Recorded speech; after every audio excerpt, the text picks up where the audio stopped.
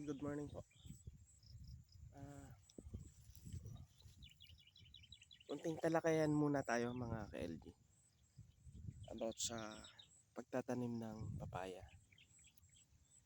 So, una po nating gagawin yung piliin natin yung klase ng lupa kung saan tayo magtatanim. Kasi ang papaya takes more than a year. More than a year ang buhay niya. So, like yung naunang papaya natin, pangalawang taon na niya ngayon, bumubunga pa rin. So mahalaga yung pagpili ng lupa na kung saan during rainy season hindi mag-stay yung tubig para sa ganon ay hindi malanta. Pag overwater, stagnant na yung water, mamamatay na siya yung ating puno ng papaya. Okay?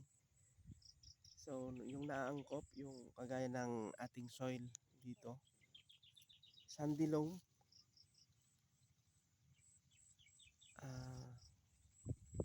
kahit gaano kalakas yung ulan po dito, pagkatalikod mo po, yun na, wala na yung tubig.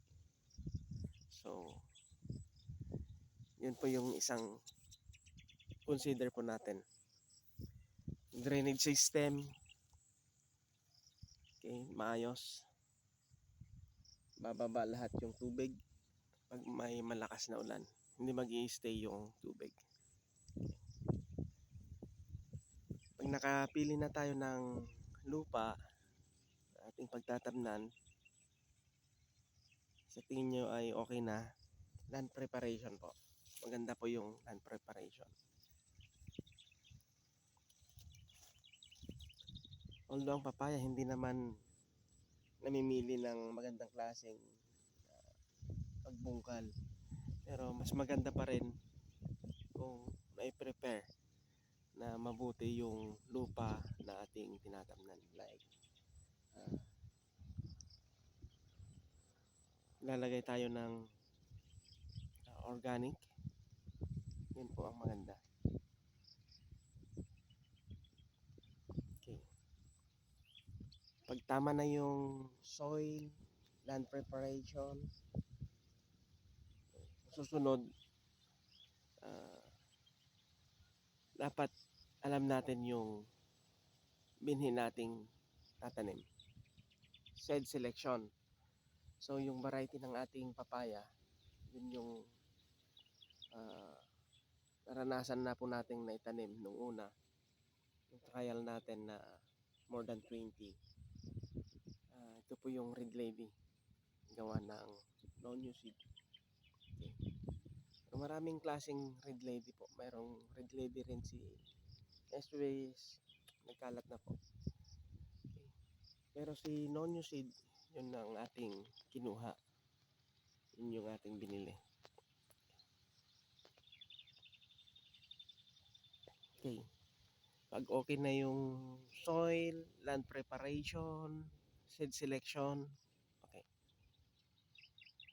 Mag-research po tayo kung ano yung magandang management na ating gagawin. From day 1, okay, kung kaya po nating mag-seedling, kung tayo ang magpupunla, try po natin. Kasi tayo po yung nagpunla po nito. From buto hanggang ngayon po, tayo yung gumagawa. Tayo yung nagtrabaho. Sa management, okay. Ano ba yung management na pwedeng gawin dito? Okay. From day 1, iba yung management pag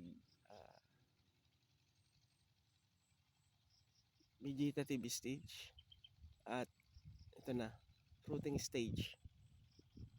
Magkaiba po. kailangan magkaroon tayo ng basal application, drenching, at yung side dressing. At yung fertilizer natin ginagamit, naangkop ba sa kanyang edad. Okay. And yung sa marketing naman natin, paano natin ibenta yung ating produce, yung mga prutas nito. Tayo ba ay target ba natin ay panggulay? Okay. Ilaw ba nating ibebenta or pahinugin? Yun po yung dapat natin i-consider from soil up to the sa market. Okay. Yun po yung konting tips po natin mga ka-LG.